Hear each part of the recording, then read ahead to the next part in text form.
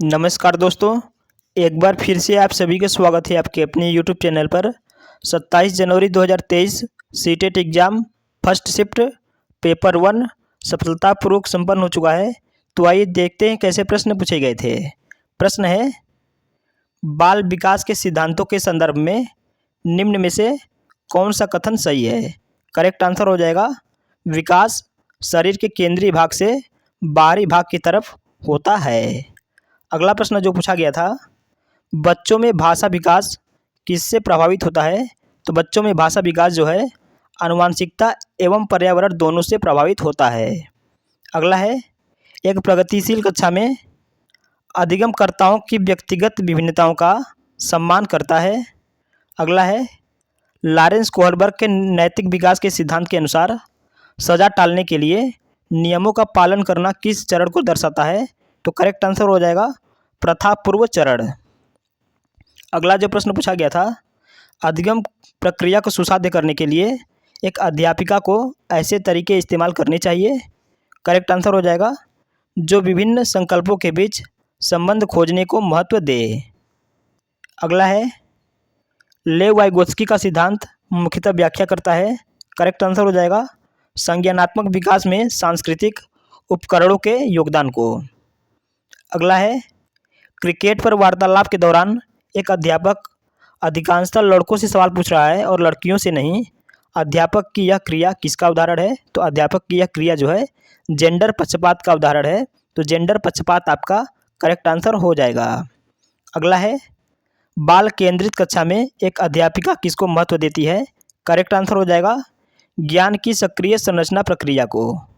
अगला है, निम्नलिखित में से कौन सा बच्चों के समाजीकरण का प्राथमिक कारक है। करेक्ट आंसर हो जाएगा, निकटस्थ परिवार। तो निकटस्थ परिवार आपका करेक्ट आंसर हो जाएगा। अगला है, निम्नलिखित में से कौन सा उम्र समूह जीन पियाजे के संज्ञानात्मक विकास के सिद्धांत के मूर्त संक्रियात्मक अवस्था के अनुरूप है। करेक्ट आंसर हो जाएगा, 7 से 11 साल। तो 7 से 11 साल आपका बिल्कुल करेक्ट आंसर हो जाएगा। आप एक अध्यापक हैं जो विश्वास करता है कि बच्चे विभिन्न गतियों और अलग अलग तरीक़ों से सीखते हैं। आप अपनी कक्षा में ऐसी आकलन योजना करेंगे जो आकलन के अलग अलग तरीक़ों पर आधारित हो। अगला है, लेव वाइगोत्स्की के सिद्धांत के अनुसार निम्न में से कौन सी अध्यापन अधिगम प्रक्रिया को पाठ प्रदान करने की प्रभावशाली तकनीक है। करेक्ट आंसर हो जाएगा, समस्या को सुलझाने के दौरान अगर बच्चे किसी बिंदु पर अटक जाएं तो उस समय संकेत और इशारे देना। अगला है, एक घोड़े को देखकर एक 3 वर्षीय बालिका चकित होकर बोली, वाह इतना बड़ा कुत्ता। जीन पियाजे के संज्ञानात्मक विकास के सिद्धांत के अनुसार बालिका की यह प्रतिक्रिया निम्न में से किसका उदाहरण है। तो यह जो उदाहरण है आत्मसात्करण या समावेशन का उदाहरण है। अगला है, भाषा एवं विचार पर लेव वाइगोत्स्की क्या सुझाते हैं। तो भाषा एवं विचार पर लेव वाइगोत्स्की जो है भाषा संज्ञानात्मक विकास को निर्देशित करती है। अगला है, बच्चों में सृजनात्मकता को किस प्रकार सुसाध्य किया जा सकता है। करेक्ट आंसर हो जाएगा, अन्वेषण को प्रोत्साहित करके। अगला है, गुणज वैकल्य सीधे तौर पर निम्न में से किससे संबंधित है। तो करेक्ट आंसर हो जाएगा, गणितीय संकल्पों के अधिगम में कठिनता से। अगला है, शिक्षा का अधिकार अधिनियम 2009 के अंतर्गत निजी विद्यालयों में आर्थिक रूप से कमजोर वर्ग के विद्यार्थियों के दाखिले हेतु सीटों के आरक्षण का प्रावधान है। इन छात्रों को सफल समावेशन हेतु एक अध्यापक को किस तरह के शिक्षा शास्त्र का इस्तेमाल करना चाहिए। करेक्ट आंसर हो जाएगा, साम्यता पर आधारित। अगला है, एक समावेशी कक्षा में सूचना को किस तरह से प्रस्तुत करना चाहिए। तो करेक्ट आंसर हो जाएगा, बहुल रूप से। तो बहुल रूप से आपका करेक्ट आंसर हो जाएगा। अगला जो प्रश्न पूछा गया था, शिक्षा की समकालीन नीतियों के अनुसार दिव्यांग बच्चों के लिए कौन सा मॉडल सुझाया गया है। तो करेक्ट आंसर हो जाएगा, समावेशी शिक्षा को। ठीक है।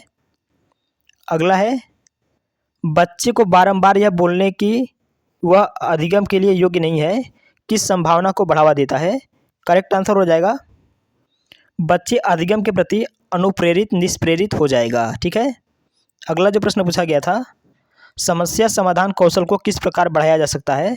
तो समस्या समाधान कौशल को जो है समाधानों के वैकल्पिक तरीकों को अपनाकर। अगला है प्राथमिक कक्षाओं में संकल्प अध्यापन हेतु विषय वस्तु को प्रस्तुत करने का कौन सा सर्वाधिक उपयुक्त है? करेक्ट आंसर हो जाएगा मूर्त सामग्री चित्र संकेत। अगला है बच्चों के अधिगम पर कक्षा के वातावरण का काफ़ी प्रभाव पड़ता है।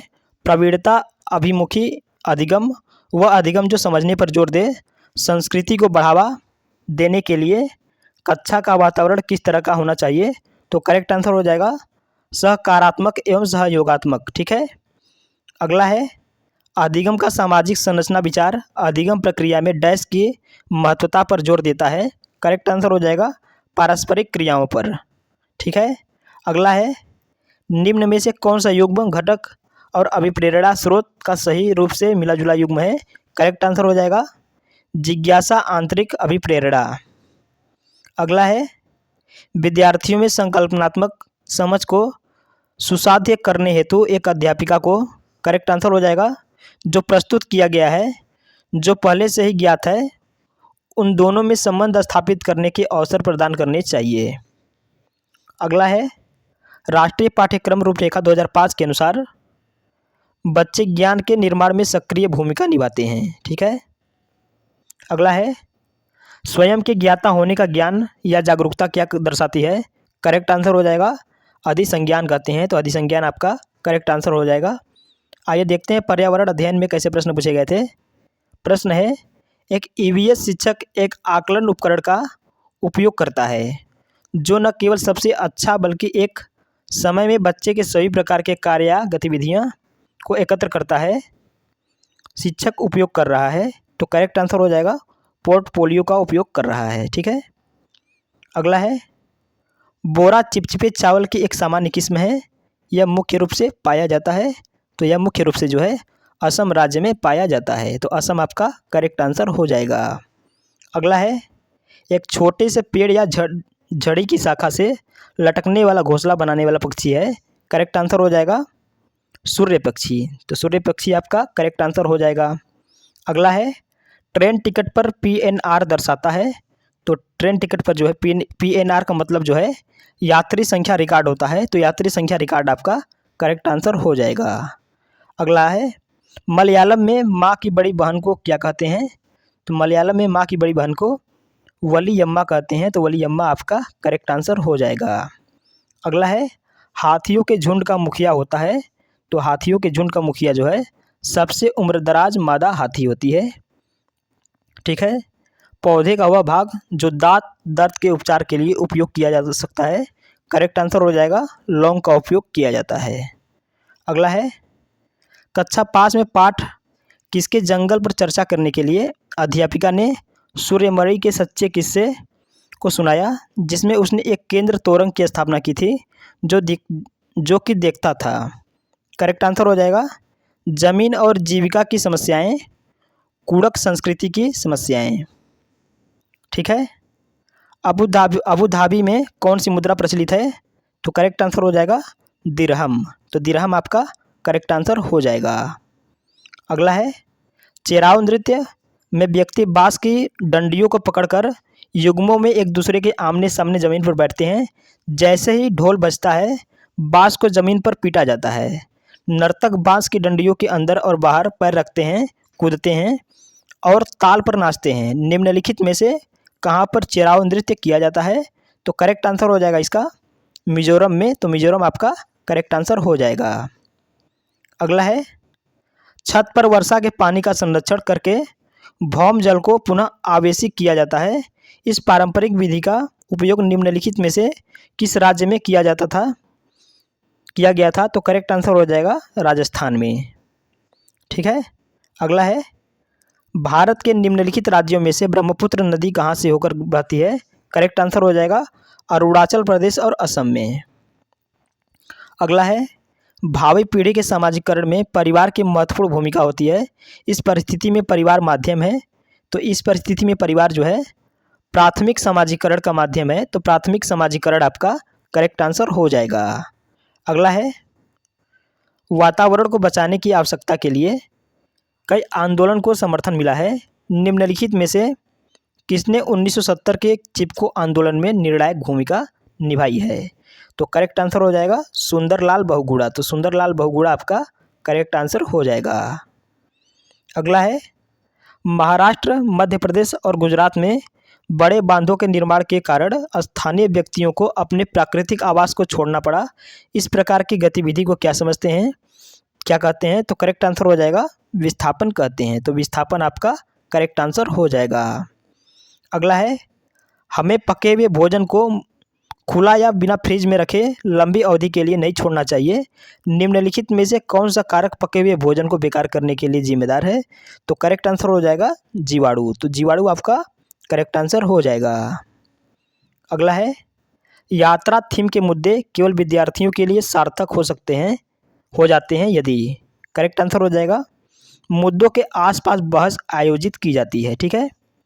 अगला है, निम्नलिखित में से किसे हमारे देश में आने वाले व्यापारी दक्षिण अमेरिका से हमारे देश में लाए थे? तो इसका करेक्ट आंसर हो जाएगा टमाटर को लाए थे। तो टमाटर आपका करेक्ट आंसर हो जाएगा। अगला है, हमारे देश के उन 3 राज्यों का समूह कौन सा है जिनके समुद्र तट अरब सागर पर हैं? तो करेक्ट आंसर हो जाएगा केरल, कर्नाटक, महाराष्ट्र। अगला है, झारखंड की मुख्य फसल है। तो झारखंड की मुख्य फसल जो है मूंगफली है। तो मूंगफली आपका करेक्ट आंसर हो जाएगा। अगला है, मधुबनी चित्रकला बहुत पुरानी है। त्योहारों और खुशी के अवसर पर मधुबनी घरों के आंगनों और दीवारों पर मधुबनी चित्रकला के चित्र बनाए जाते हैं। मधुबनी भारत के किस राज्य का एक प्रसिद्ध जिला है जिसका नाम है? तो जिसका नाम जो है वो बिहार है। तो बिहार आपका करेक्ट आंसर हो जाएगा। अगला है, ईवीएस का स्वरूप बाल केंद्रित है क्योंकि अनुभव द्वारा सीखने पर केंद्रित होना। ठीक है। अगला है, एनसीईआरटी की ईवीएस का अध्याय 23 पोचमपल्ली पर आधारित है। करेक्ट आंसर हो जाएगा वास्तविक ज्ञान। तो वास्तविक ज्ञान आपका करेक्ट आंसर हो जाएगा। अगला है, एनसीईआरटी की कक्षा 5 की ईवीएस पाठ्यपुस्तक के अध्ययन में मेंडल की कहानी देने का उद्देश्य है। तो करेक्ट आंसर हो जाएगा वैज्ञानिक प्रयोगों